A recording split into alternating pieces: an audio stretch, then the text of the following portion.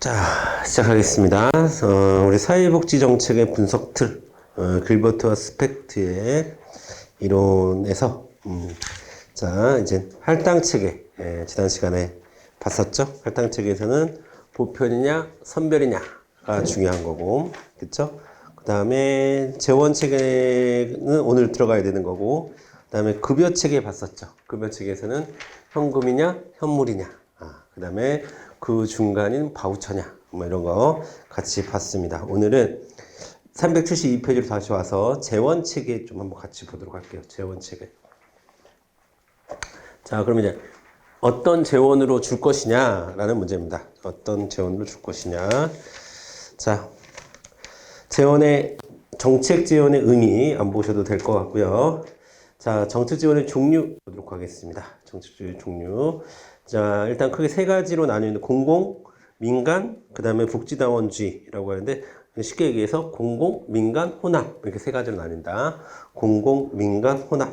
그 혼합의 원칙을 우리가 복지다원주의라고 얘기하는 겁니다. 복지다원주의.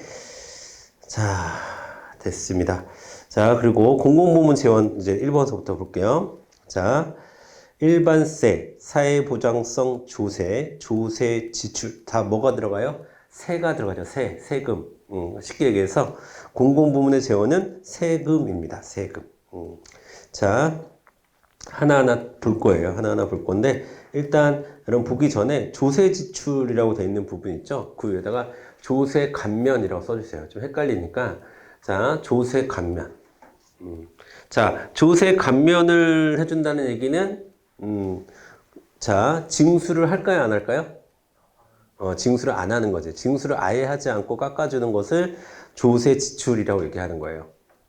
조세를 걷어서 쓰는 걸 조세 지출이라고 하는 게 아니라, 뭔 말인지 아시겠죠? 자, 그리고 이제 일반세나 사회보장성 조세는 징수를 하는 거죠. 걷는 거죠. 걷어서 재원을 마련하는 것. 그 다음에 조세 지출은 걷지 않고, 징수하지 않고 재원을 마련하는 것.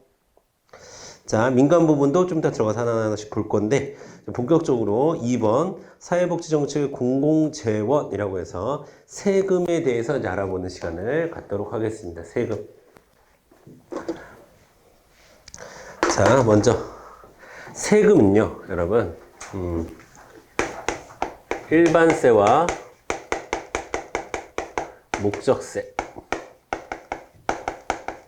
나누기도 하고 그 다음에 국세와 지방세로 나누기도 하고 그 다음에 직접세와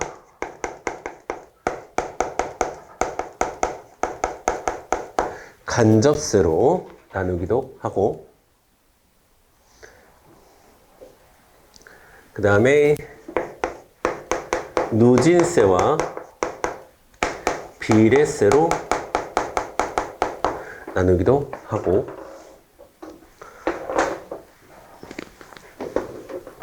자, 이 중에서 제일 중요한 것은 누진세, 비례세의 개념입니다. 누진세, 비례세의 개념이에요. 자, 그러면 이제 여기서부터 하나하나 보도록 하겠습니다. 자, 일반세라고 하는 것은요, 지출 용도가 정해져 있지 않는 것을 일반세라고 하는 겁니다. 자, 그러니까 일반세는 일반적인 예산 편성에 따라서 쓰게 되는 세금을 일반세라고 하는 거예요. 그러니까 조세를 거둘 때 이거 어디에 쓰일 거예요가 아니라 이거 우리가 쓸게요. 일단 내세요. 그리고 우리가 예산을 편성해서 그 예산에 따라서 쓰게 되는 세금을 우리가 일반세라고 합니다. 일반세. 아시겠죠? 자, 반면에 목적세라고 하는 것은 지출 용도가 정해져 있는 거예요. 그래서 교육세라고 하는 것은 자, 교육을 목적으로 쓸 테니까 세금 내세요. 지역개발세. 지역개발을 위해서 쓸 테니까 세금 내세요. 라는 거예요. 그래서 자, 이거는 기준점이 뭐다? 지출 용도가 정해져 있지 않고 정해져 있고. 그럼 여러분 일반세가 많을까요? 목적세가 많을까요? 일반세가 훨씬 많겠지. 대부분 일반세야. 그러니까 특별한 말이 없으면 일반세예요. 자, 목적세로는 교육세, 지역개발세, 뭐 농어촌 개발 특별세, 뭐 이런 것들이 이제 목적세에 해당하는 겁니다. 아시겠죠? 자, 그 다음에 국세와 지방세를 보겠습니다. 국세와 지방세. 국세와 지방세는 당연히 징수 주체를 기준으로 하는 구분이겠죠. 국세는 중앙정부에서 걷는 세금을 국세라고 얘기하고요. 지방세는 지방정부에서 걷는 세금을 지방세라고 얘기합니다. 국세가 많을까요? 지방세가 많을까요? 국세가 훨씬 많죠. 국세. 자, 국세는 세무서에서 걷는 세금을 국세라고 하는 거예요. 세무서. 그 다음에 지방자치단체 세무과가 있어. 지방자치단체 세무과에서 걷는 것. 고양시청 세무과에서 세금이 나왔어. 그러면 그건 지방세구나. 이렇게 얘기해야 돼요. 아니면 고양 세무서에서 세금이 나왔어. 그러면 그건 국세구나. 이렇게 생각해야 돼. 고양시에 있는 세무서는 국세를 걷는 데고. 이해되시죠? 그래서 중앙정부, 지방정부. 이렇게 나눠주시면 되겠고. 그러니까 국세가 훨씬 더 많을 테니까 우리는 지방세를 몇 개 알아둬야 돼요. 지방세. 지방세는 대표적인 게 재산세. 지방세입니다. 재산세. 재산세. 그 다음에 자동차세. 또 지방세예요. 재산세, 자동차세, 지방세입니다. 자, 그 다음에 또 주민세라는 게 있어요. 주민세. 자, 주민세는 그냥 지역 주민이면 이렇게 1인당 내는 거예요. 옛날에는 4,150원이었는데 요즘에는 좀 올랐을 것 같은데. 자, 그렇게 주민세 나 지금까지 내봤다 하시는 분. 그런 분들은 독자적으로 주소지가 된 적이 있었던 거예요. 한 번이라도. 그러면 그때 세금이 나갑니다. 지금 여러분들은 주민세 부모님이랑 같이 살면 주민세 안 낼 거예요. 네, 이렇게 세대주에게 나오는 거예요. 주민세. 자, 그 다음에 직접세와 간접세. 직접세와 간접세는 이렇게 표현합니다.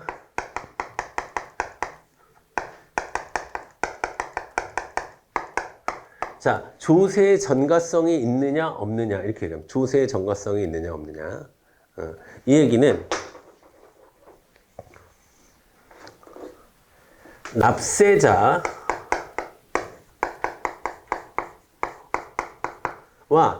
담세자가 있어요. 자, 납세자는 세금을 내는 사람을 납세자라고 하고요. 담세자는 세금을 부담하는 사람을 우리가 담세자라고 얘기합니다. 자, 예를 들어서 자, 내가 소득이 있어서 내가 근로소득이 발생했어요. 그러면 내가 세금을 내는 거죠. 부담은 누구예요? 내가 하는 거죠. 그런 거를 우리가 직접세라고 합니다. 납세자와 담세자가 같다. 근데 여러분 일반적인 부가가치세 있죠. 내가 물건을 사요. 물건을 사는데 세금은 누가 내? 내가 내? 내가 물건 살 때마다 세금 내? 아니죠. 세금은 가게 주인이 다 한꺼번에 내요. 근데 세금 부담은 누가 하는 거예요? 소비자가 하는 거예요? 판매자가 하는 거예요? 소비자가 하잖아. 부가가치. 내가 사는 물건에 여기에 지금 부가가치세가 들어가 있어. 그럼 이거 살 때 이 금액 안에 부가가치세가 들어가 있다고. 이게 만약에 1,000원이야. 그럼 그 중에 900원은 가격이고 100원은 부가세야. 부가가치세야. 그러면 세금에 대한 부담을 하는 사람하고 세금을 내는 사람하고 별도죠. 세금은 여기서 내겠지. 여기서 내겠죠. 무슨 회사야? 이 회사에서 내겠지. 근데 납세자하고 담세자하고 이런 표현에 여러분이 익숙해져야 돼요. 납세자하고 담세자하고 달러. 그거를 조세 전가가 발생한다 이렇게 얘기하는 거예요. 조세 전가가 발생한다. 전가라는 것은 여러분 책임 전가할 때 그 전가예요.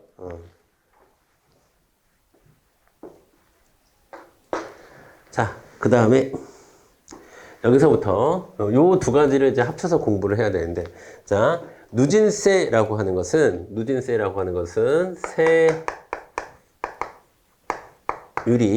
세율이 누진적으로 증가해요. 그냥 여러분 그냥 세율이 증가 이렇게 세율이 증가한다. 이것은 비례세는 세율이 일정하다.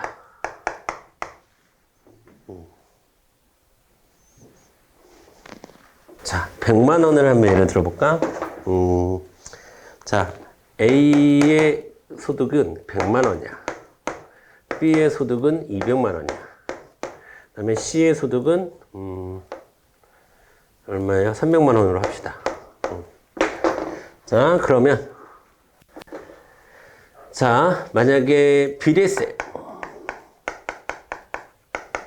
비례세는 동일 세율을 원칙으로 해. 세율이 일정해. 그러면 자, 예를 들어 10%, 10% 하면 자, 세금 10만 원, 20만 원, 30만 원. 그 다음에 실수령액은 만약에 시험에 나왔어. 그러면은 90만 원, 180만 원, 270만 원. 계산되죠? 이해되죠?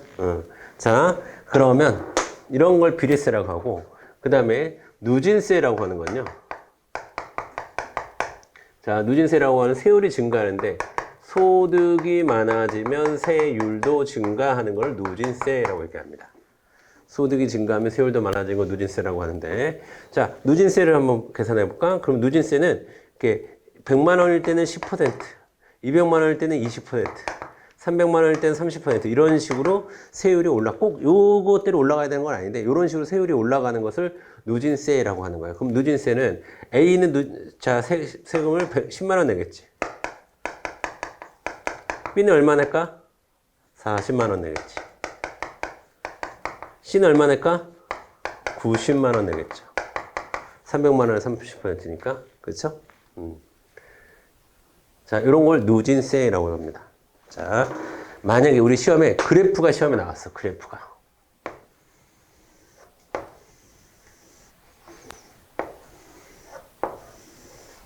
자, 여러분 세금에서 그래프가 시험에 나왔다. 그러면 포인트는 어디 있는 거냐? 요 세로축에 있는 거예요. 세로축에.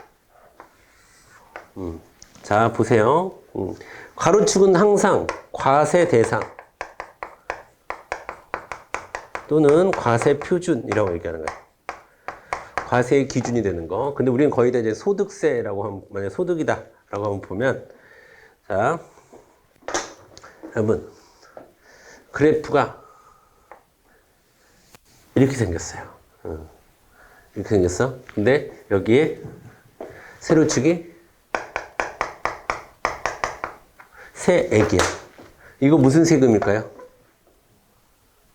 누진세야? 비례세야? 이런 걸 비례세라고 하는 거야. 자, 세액이 10만 원, 20만 원, 30만 원 이렇게 비례적으로 증가하죠. 그러면 이게 세액이야. 세액이면 누진세는 어떻게 그려야 되냐면 이렇게 그려야 돼요. 이렇게. 누진적으로 갑자기 기하급수적으로 증가합니다. 10만 원, 40만 원, 90만 원. 이런 걸 누진세라고 하는 거예요. 돼요? 자, 그러면 이쪽이 세로축이 세율이야. 그러면 누진세는 어떻게 그려야 될까요? 이게 누진세야. 세율이 과세 대상에 따라서 10%, 20%, 30% 비례적으로 증가하죠. 세율이 세액이 세율이. 예. 그렇죠? 그러면 비례세는 어떻게 그려야 돼요? 세율이 자, 이거 과세 대상 표준. 그러니까 소득세면 이 과세 대상이 소득이 되는 거지. 그렇지? 그럼 이게 똑같아 이것도. 그러면 비례세는 세율이 어떻게 된다고? 똑같은 거야. 이게 비례세야. 세율은 왜? 똑같이 비례세는 10%, 10%, 10% 변화가 없죠. 그러면 이렇게 생긴 게 비례세예요. 그러니까 여러분이 모양을 보고 판단할 것이 아니라 뭐를 보고 판단해야 되는 거예요?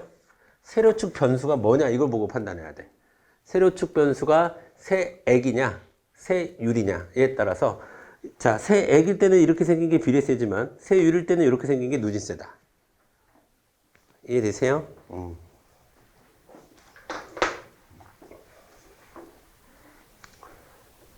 자, 그 다음에 자, 이쪽 거 이제 가져와서 좀 더 설명을 드리면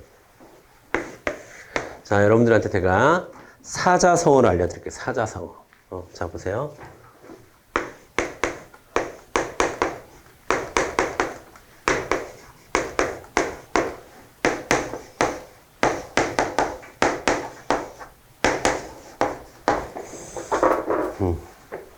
자, 누직소형 비관부효.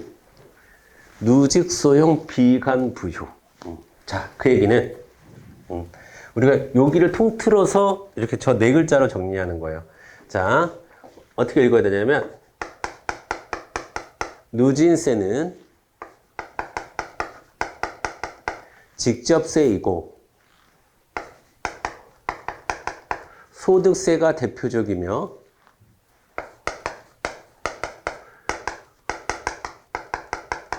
조세 형평성을 추구한다. 다시 누진세랑 직접세랑 자, 그러면 소득세는 여러분 누진세의 가장 대표적인 게 소득세예요. 그럼 소득세는 직접세고 누진세야. 말하지 않아도. 자, 그러니까 누진세는 직접세이고 소득세가 대표적이며 조세 형평성을 추구한다. 자, 그럼 이거를 한번 여러분 유추해서 한번 읽어볼까요? 시작. 이거 어떻게 읽어야 될까? 비례세는 간접세이고 부가가치세가 대표적이며 조세 효율성을 추구한다. 이렇게 얘기해요. 누직소형 비관부효. 누직소형 비관부효 이렇게 외우셔요. 누직소형 비관부효.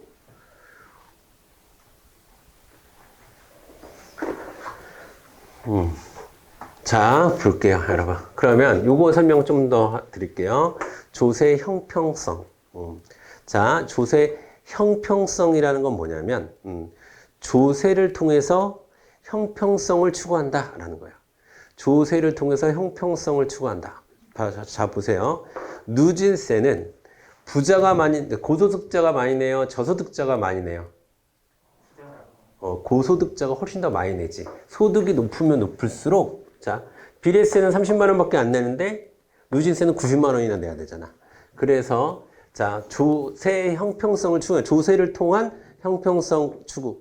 조세를 통한 형평성 추구를 조세 형평성이라고 하는 거예요. 그러면 이 얘기는 누진세, 그러니까 소득세는, 혹은 누진세는, 혹은 직접세는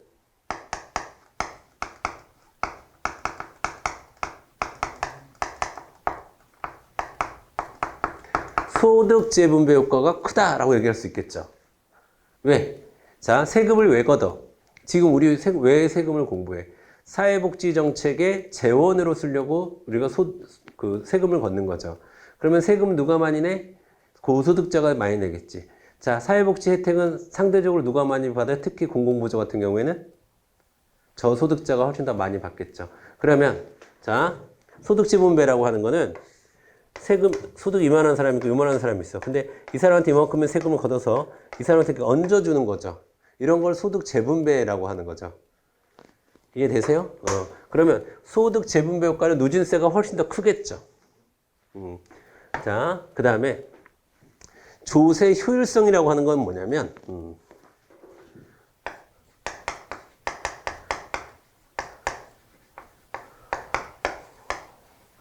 징수가 용이하다는 거고 조세 저항이란 말 들어보셨어요? 조세 저항이 낮다라는 거예요.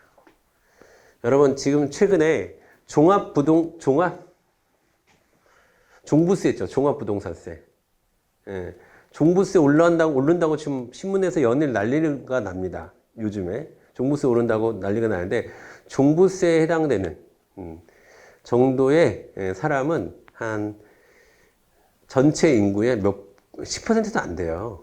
몇 퍼센트 안 돼, 사실. 15억 이상 정도의 부동산 이익이 있어야 되거든. 근데 그런 사람은 많지 않아. 근데 이들의 저항이 굉장히 심해요. 왜? 예, 이거는 조세 저항이 심해. 이거. 조세 저항이 심해. 근데 이거는 조세 저항이 낮아요. 여러분, 빕스 가봤어요? 비스나 여기 앞에 뭐 있더라? 아웃백. 이런 데 가면 여러분, 식사 비용이 9만 원인데, 9만 원 내요? 9만 9천 원 내요? 9만 9천 원 내지. 부가가치세. 부가가치세를 영어로 BAT라고 하는 거예요. BAT가 어떤 사람 전기 비용, 배터리 비용을 이렇게 얘기하는 사람인데 아니고 부가가치세라는 뜻이고 부가가치세를 낼 때 여러분 빕스에서 밥 먹고 제가 왜 세금을 냅니까? 저는 세금 안 내겠습니다 라고 저항해 본 적 있어요? 아니죠. 다 물건값에 들어가 이것도 마찬가지죠. 다 물건값에 들어가기 때문에 징수가 굉장히 쉬워요. 그리고 그러니까 조세 저항을 할 수가 없죠. 그런 의미에서 조세 정책을 운영하기에 상대적으로 효율적이다 이렇게 얘기하는 거예요. 또 하나, 자 비례세는 원래는 이제 소득에 대해라는 전제가 붙어야 되는데 그 전제가 붙지 않아도 자 이거를 우리가 그냥 이 소득세를 이렇게 얘기하면 누진적이다. 누진세니까 누진적이라는 건 당연하지. 근데 이 비례세를 우리가 비례적이라고 이렇게 얘기 안 하고 역진적이다 이렇게 얘기합니다. 역진적. 여러분 역진적이라는 말은 저소득층에게 유리하다는 얘기일까 불리하다는 얘기일까? 불리하다는 얘기야. 불리하다는 얘기. 자 역진세라는 세금이 있어요. 역진세라는 세금은 여러분 이게 자 소득이 100만 원인 사람에게 30%를 걷고 소득이 200만 원인 사람에게 20%를 걷고 소득이 300만 원인 사람에게 30%를 걷어서 자 그러니까 30%가 소득이 300만 원인 사람한테는 5%밖에 안 걷는 거야. 그러니까 이렇게 세율이 떨어지는 거 있죠. 오히려 소득이 올라갈수록 세율이 떨어져. 이런 게 역진성이라고 그러는데 역진세 이런 걸 역진세라고 하는데 이 역진세는 현실에 없어요. 현실에 없어서 따로 우리가 공부할 필요가 없고 자 비례세가 역진적 성격을 갖는다라는 것을 정확히 얘기하면 소득에 따라서 소득에 비해서는 역진적이라는 거예요. 예를 들면 자 이재용이 빕스에서 10만 원의 밥을 먹으면 10,000원의 세금을 내는데 한 달에 뭐 예를 들어서 1조로 번다. 근데 한 달에 100만 원 버는 나도 똑같이 10만 원짜리 밥을 먹으면 10,000원을 내야 되는 거야. 그러면 전체 소득에 비례해서 내가 훨씬 더 많은 비율을 내게 되는 거죠. 이해되세요? 그런 거를 여러분 역진적이라고 얘기하고 자, 그러니까 소득에 따라서 세율이 늘어나는 걸 누진적이라고 얘기하는 거고 소득에 따라서 오히려 세금의 그 퍼센트가 오히려 더 많아지는 것을 그러니까 소득이 줄수록 이거는 소득이 줄수록 세금이 줄어드는 거죠. 소득이 많아지면 세금이 많아지는 거고 이거는 그렇지 않아요. 그런 걸 우리가 역진적 성격이다 이렇게 얘기하는 거예요. 역진성. 이해되시죠? 이해돼요? 자 그러면 우리 책 보도록 하겠습니다. 책.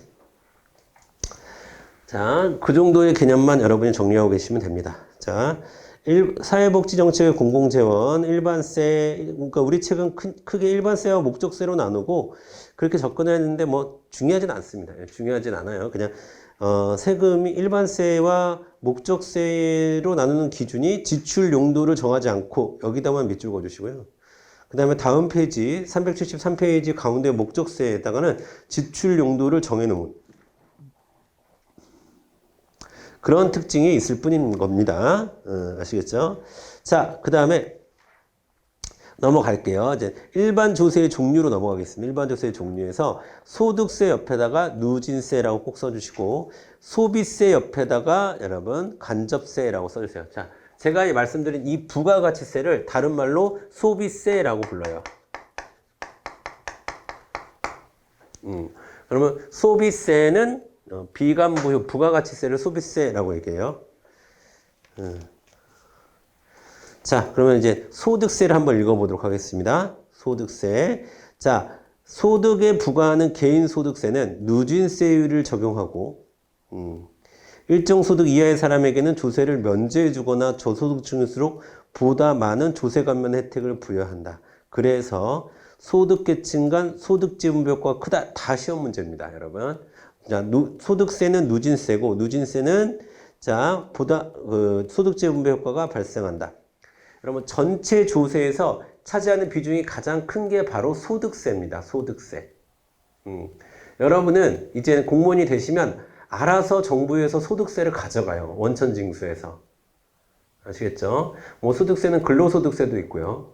그 다음에 자영업을 통한 뭐 종합소득도 있고 여러 가지 소득이 있어요. 여러 가지 소득이 있는데 자, 그래서 소득세는 요 길로 해서 문제를 푸시면 돼요. 소득세가 시험 문제 나왔다. 그럼 이게 나오거나 이게 나오거나 이게 나올 겁니다. 아시겠죠? 자, 그 다음에 소비세. 소비세는 자, 상품을 소비할 때 부과되며 일반 소비세. 일반 소비세를 여러분 다른 말로 부가가치세라고 얘기해요. 부가가치세. 그 다음에 특별소비세에는 좀 별표를 쳐주세요. 특별소비세. 여러분 특별소비세를 다른 말로 개별소비세라고도 불러요. 개소세라고 우리가 줄여서 부르는데 자, 이건 뭐냐면 여러분 일반 소비세, 즉 부가가치세는 세율이 일정하죠. 세율이 일정해야 비례세잖아. 세율이 일정해야 비례세야. 그치? 세율이 일정해야 돼. 근데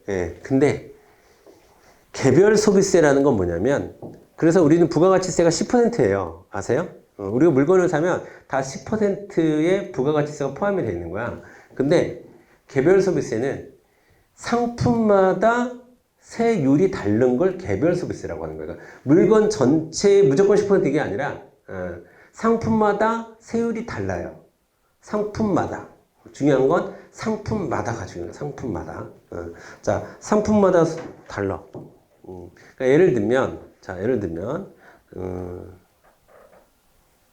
명품 가방의 소비, 같은 명품 가방이다. 명품 가방은 개별 소비세가 적용이 돼요. 그러면 한 30%다. 세금이.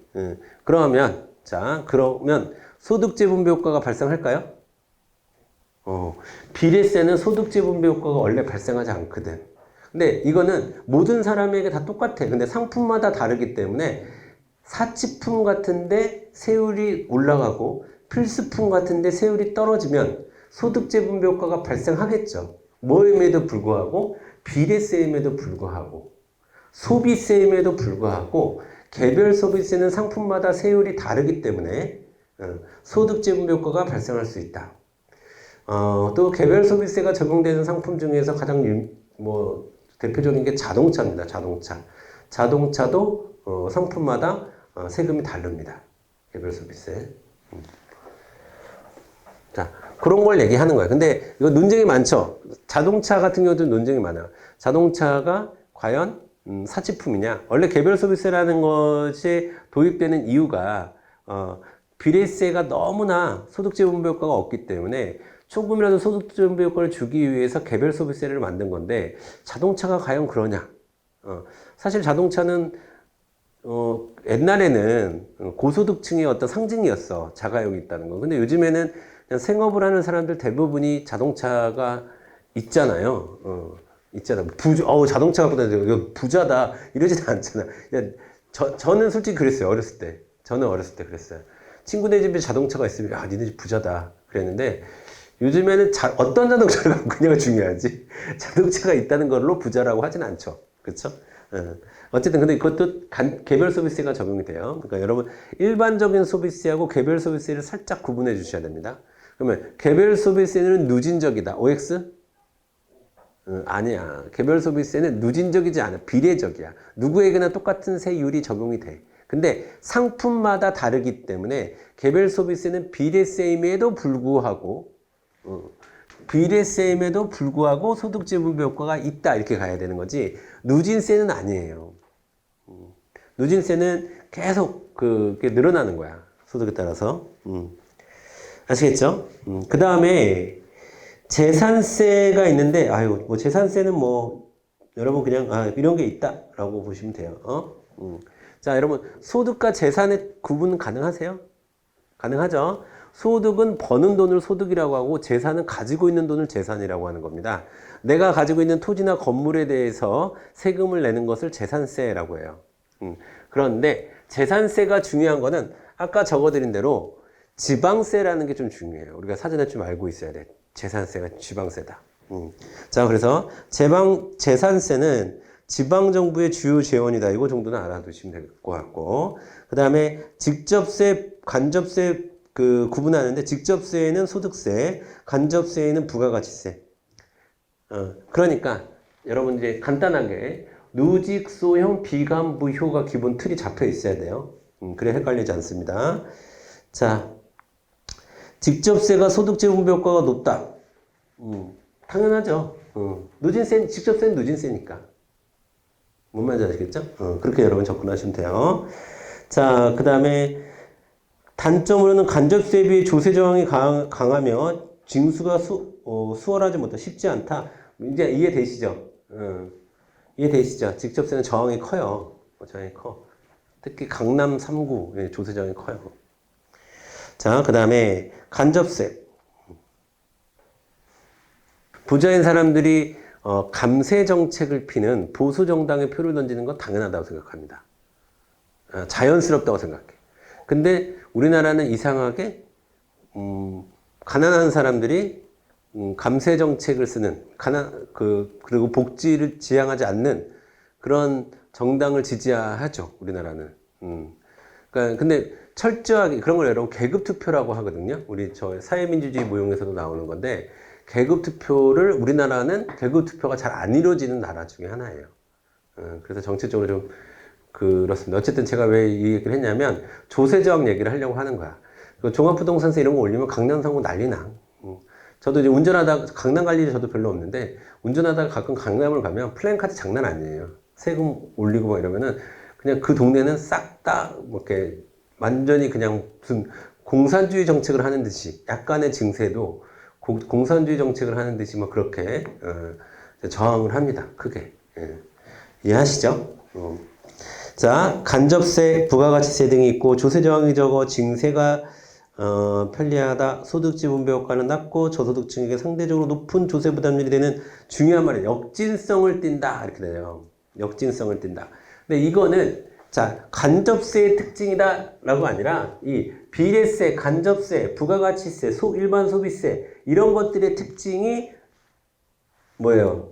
이런 것들의 특징이 여러분 역진성을 띠는 거야. 이걸 한꺼번에 외워주셔야 돼요. 한꺼번에. 때로는 그러니까 내가 여러분들에게 이 사자성어를 왜 강조하냐면 때로는 이걸로 시험 문제 나오기도 하고 때로는 이걸로 시험 문제 나오기도 하고 때로는 이걸로 시험 문제 나오기도 하기 때문에 그런 거예요. 뭐가? 누진적이라는 성격이. 때로는 비례세로 나오고 때로는 간접세로 나오고 때로는 부가가치세로 나오고 때로는 일반 소비세로 나오고 그럴 때 역진성이라고 얘기를 해야 돼요. 자, 됐습니다. 그 다음에 리을번도 밑줄을 그어주세요. 개발도상국은 대체로 간접세 중심의 조세 구조를 지니고 있다라고 하는데 자, 우리나라의 세금이 우리나라 조세 정책의 문제가 뭐냐? 그러면 어떤 조세학자도 똑같이 얘기합니다. 간접세의 비율이 너무 커요. 우리나라는. 직접세가 전체 거기서 차지하는 게 그러니까 간접세가 너무나 크다 보니까 우리나라는 뭐 주유세, 주세, 담배세 이런 거 다 간접세잖아. 직접세의 비율을 높일 필요가 있다라고 하도 그래서 직접세의 비율을 높이려고 하면 조세 저항이 또 크지. 그러니까 어려움이 있는 거예요. 특히 기득권, 그러니까 재산을 이미 많이 갖고 있는 사람들의 저항이 커요. 근데 그들이 대부분 또 정치 권력도 많이 갖고 있고 뭐 이러니까 그렇게 되는 거예요. 그 다음에 국세, 지방세 구분은 가능하겠죠? 그래서 여러분 지방세의 종류를 알아두는 게 중요해요. 그러니까 이런 건 다 국세야. 이런 건 다 중앙정부에서 걷는 거고 지방세로는 아까 제가 얘기했던 재산세, 자동차세, 주민세, 등록세 뭐 이런 것들이 있다.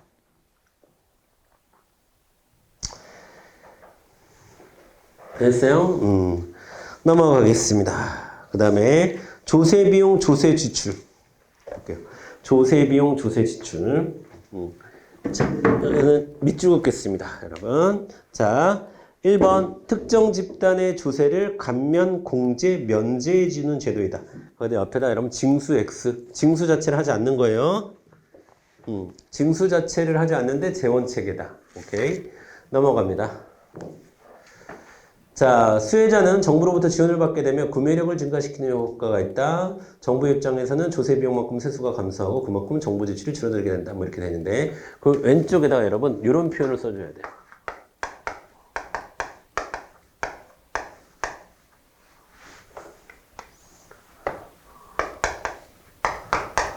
자, 운영 효율성이 엄청나게 높죠. 왜? 왜?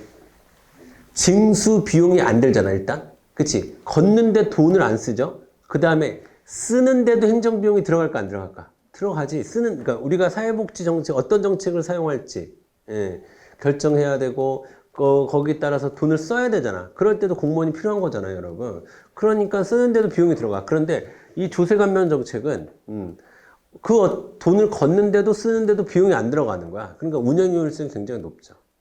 그 다음에 여러분 뭐 세액공제 같은 경우에는 요즘엔 다 사람들이 홈택스에 들어가서 다 자기가 혼자 해요. 하지 않으면은 안 되거든. 그러니까 운영 효율성이 굉장히 높은 거예요, 이거는. 세액공제, 뭐 연말정산 받고 세액공제 받고 이게 이런 거거든요. 이 조세 비용이거든요. 자, 그 다음에. 자, 여기 중요한 말이 나오는데. 자, 자, 조세 비용의 한계에서 1번, 2번. 다 똑같은 말인데. 한마디로 얘기하면 역진성이 강해요, 이것도. 역진성이 강하다. 왜 그럴까? 여러분, 세금을 많이 낼수록 조세 감면 정책의 혜택을 많이 받을까요? 적게 받을까요? 세금을 많이 낼수록 조세 감면 혜택을 많이 받을 수 있지. 여러분, 연말정산에서 나 이만큼 세액공제 받았다? 이런 사람들이 자랑하잖아요. 그러면은 그 사람은 나 이만큼 많이 벌었다 이런 얘기예요. 그다음에 이만큼 세금을 많이 냈기 때문에, 그러니까 쉽게 얘기해서 세액공제를 많이 받았다는 얘기는 세금을 많이 냈다는 얘기고, 세금을 많이 냈다는 얘기는 잘 벌었다는 얘기야. 그러니까 자, 이 조세 감면 혜택을 많이 받는 사람이 오히려 고소득자가 더 많이 받게 되는 거야, 혜택을. 소득이 많을수록 혜택이 많아. 이런 걸 우리가 누진적이라고 그래, 역진적이라고 그래? 역진적이라고 하는 거예요. 이해되죠?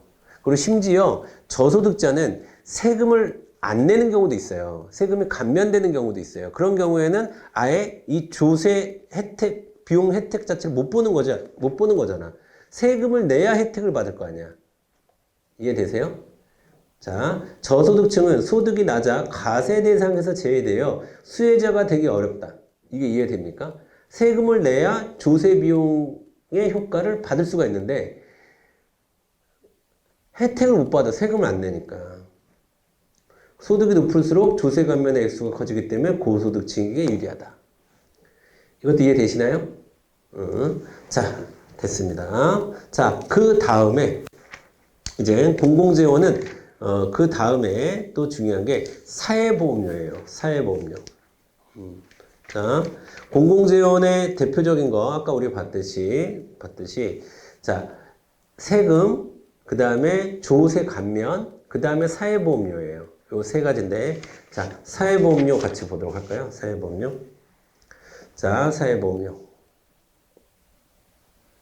자, 사회보험료의 자, 사회보험료의 의의인데, 이거는 뒤에 이제 사회보장 정책이 있어서 거기 가서도 이제 좀 설명을 할 텐데, 어쨌든, 자, 사회보험료가 뭔지는 아시겠죠?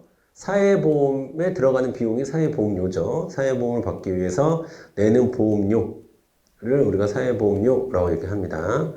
자, 그 다음에 기본적인 것만 좀 볼게요. 기본적인 것만 보면 자, 3번의 위치를 보여주세요. 사회보험료가 전체 다 보험료다 보니까 전체 다 국가에서 관리하는 건 아니죠. 관리하는 건 아니에요. 자, 그러나 5번 일부 국가에서는 국가가 재원을 부담하는 경우도 있다.